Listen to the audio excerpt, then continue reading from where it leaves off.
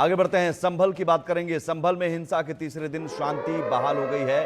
संभल में तीसरे दिन स्कूल कॉलेज खोल दिए गए हैं। जिले में इंटरनेट सेवाएं आज भी बंद हैं। मस्जिद के पास भारी पुलिस फोर्स तैनात कर दी गई है और अब ये कहा जा रहा है कि एसपी प्रतिनिधिमंडल का कार्यक्रम भी टल गया है। अखिलेश यादव से सलाह के बाद प्रतिनिधिमंडल जाएगा। समाजवादी पार्टी का प्रतिनिधिमंडल संभल जाने वाला था, लेकिन फिलहाल वो कार्यक्रम भी टाल दिया गया है। लेकिन अभी भी ये साजिश किसने रची, ये परत दर परत इसकी सच्चाई सामने आ रही है और पूरी सच्चाई आनी बाकी है।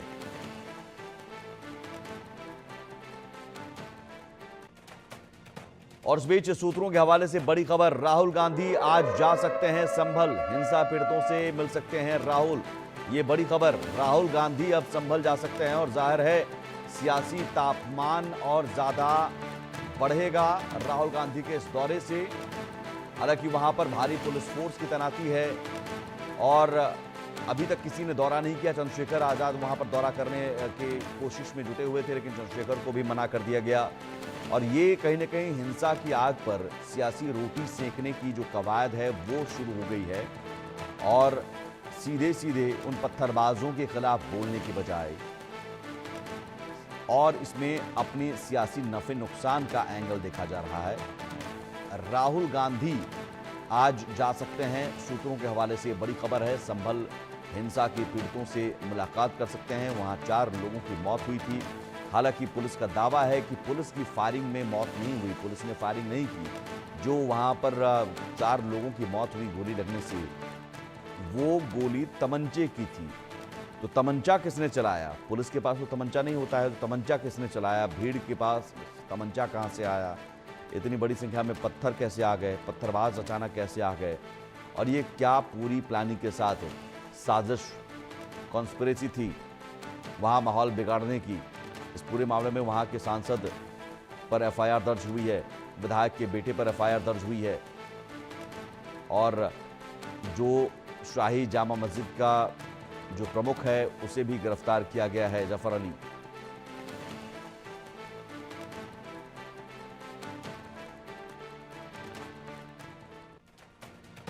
संभल हिंसा पर एक और बड़ी खबर, नेता प्रतिपक्ष राहुल गांधी से यूपी के सांसद मिलने पहुंचे हैं। इमरान मसूद समेत कई सांसद 10 जनपद पहुंचे हैं, राहुल गांधी से मुलाकात करने पहुंचे हैं। वहां की वस्तु स्थिति के बारे में बताने के लिए, जानकारी देने के लिए पहुंचे हैं।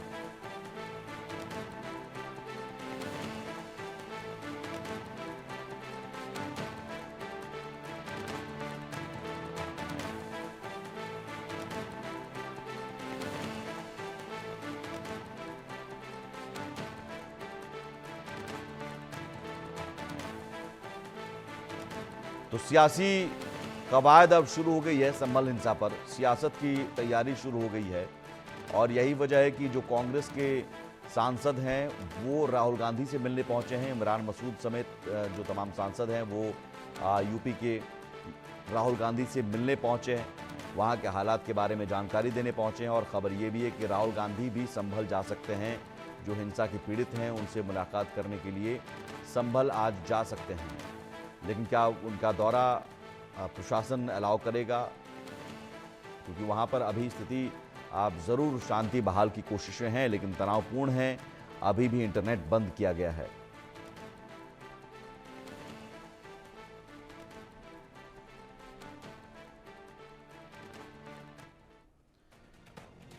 और संभल हिंसा से जुड़ी एक और बड़ी खबर, मारे गए 4 लोगों की पोस्टमार्टम रिपोर्ट आ गई है और इस पोस्टमार्टम रिपोर्ट में जो खुलासा हुआ है वो बहुत बड़ा खुलासा, हैरान करने वाला खुलासा। 4 की मौत देसी बंदूक की गोली से हुई है। जो पुलिस ने दावा किया कि तमंचे की गोली से हुई है, देसी बंदूक की गोली से हुई है, देसी कट्टा जो कहा जाता है, उस देसी कट्टे की गोली से 4 की मौत हुई है। पुलिस की फायरिंग से नहीं, पुलिस की गोली से नहीं 4 की मौत हुई है। जो आरोप लगाए जा रहे हैं कि पुलिस ने मारा, पुलिस ने फायरिंग नहीं की, देसी बंदूक चलाई गई। तो देसी बंदूक किसके पास थे, किसने चलाई? और ये पत्थर भी देखिए, उन तस्वीरों को भी देखिए, इतनी संख्या में पत्थर कहाँ से आ गए, देसी बंदूक कैसे आ गए? और कहीं ना कहीं ये प्री प्लान तरीके से एक पूरी साजिश रची गई थी।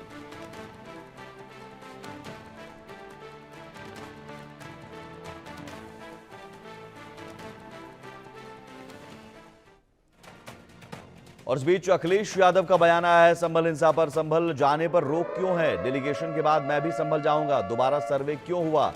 संभल में न्याय नहीं मिल रहा है। अखिलेश यादव कह रहे हैं कि वहां जाने से रोका क्यों जा रहा है। आज डेलीगेशन जो है समाजवादी पार्टी का प्रतिनिधिमंडल वो जाने वाला था, उन्हें रोका गया। अखिलेश यादव कह रहे हैं कि प्रतिनिधिमंडल जाएगा, हम भी जाएंगे।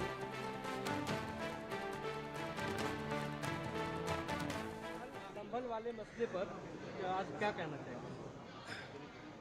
सबसे पहले तो संविधान दिवस, उसके लिए बहुत बहुत बधाई देना चाहता हूं, मुबारकबाद देना चाहता हूं। जहां आज संविधान दिवस के दिन और कुछ और भी सियासी प्रतिक्रियाएं आ रही हैं संभल हिंसा को लेकर, और जाहिर है सियासत अब इस पर तेज हो गई है।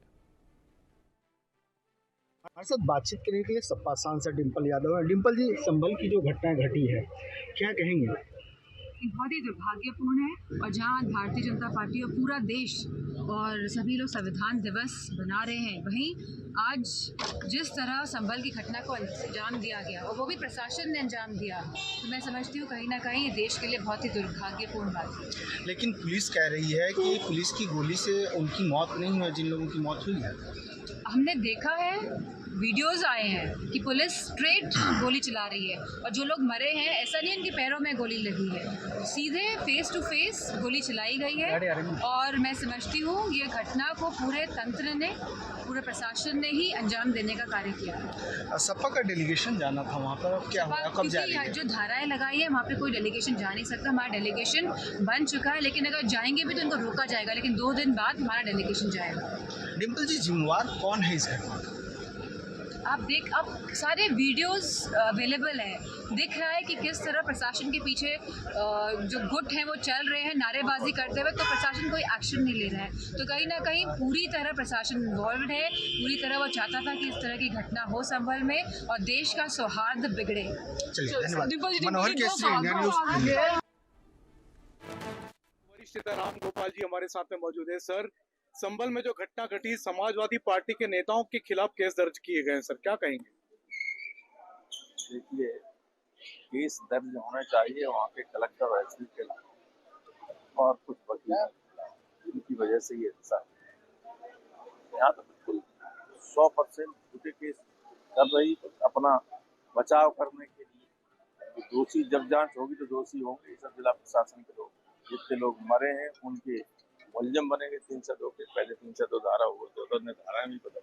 सर, आपके सांसद पर आरोप लगाएं कि भड़काने का काम क्या सपा ने किया? कोई सबूत नहीं, कोई चीज नहीं, सांसद तो यहाँ था ही नहीं। आखिरी सवाल है सर, आपकी पार्टी का डेलीगेशन गया संभल में, क्या कहेंगे सर? संभल में जा रहा है डेलीगेशन, अभी तो जाने नहीं दे रहे हैं। जाएगा डेलीगेशन, जाएगा तो सीट तो जाने नहीं दे रहे हैं। ये सब पोल खुल जाएगी प्रशासन।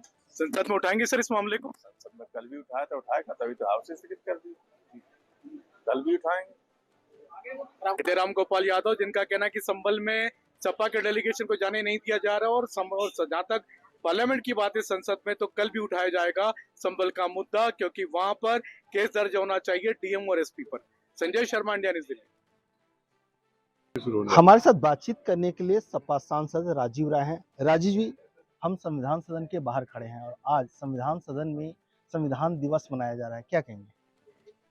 संविधान की धज्जियां उड़ाने वाले, कानून को ताक पर रखने वाले, अहंकार तानाशाही प्रवृत्ति से लाठी गोली की सरकार चलाने वालों को संविधान दिवस मनाने की औपचारिकता पूरी करनी पड़ रही है। इसके लिए उनको बधाई और शुभकामनाएं। आपके मुखिया अखिलेश यादव ने कल कहा था कि आपका डेलीगेशन जो है सो संभल जाएगा, कब जाएगा और आप लोग का क्या स्टेप रहेगा? डेलीगेशन बन गया, प्रशासन के ऊपर है, जो ही वो अलाउ करेंगे। अभी तो आप देख रहे हैं ना कि हमारे सांसद महोदय बेंगलोर में थे और मुकदमा संभल में हो गया, इस तरह के सुने हैं। इसके पहले मेरे ऊपर भी इसी तरह हुआ था कि जिसके खिलाफ वहाँ उच्च अधिकारी ने नोटिस दिया, उसने कोई मेरे ऊपर शिकायत नहीं किया, लेकिन मेरे ऊपर मुकदमा कर दिया गया। ये जो सरकार डरा कर धमका कर साजिशों वाली सरकार है, राजनीति के सबसे निचले स्तर पर सत्ता के लिए चली गई है, जिनके पास मानव जीवन का, मानव की जिंदगी का कोई वैल्यू नहीं रह गया है, हत्यारी सरकार। जब भी परमिशन देगी हम चले जाएंगे। चलिए, धन्यवाद। मनोहर केसरी, इंडिया न्यूज़ दिल्ली।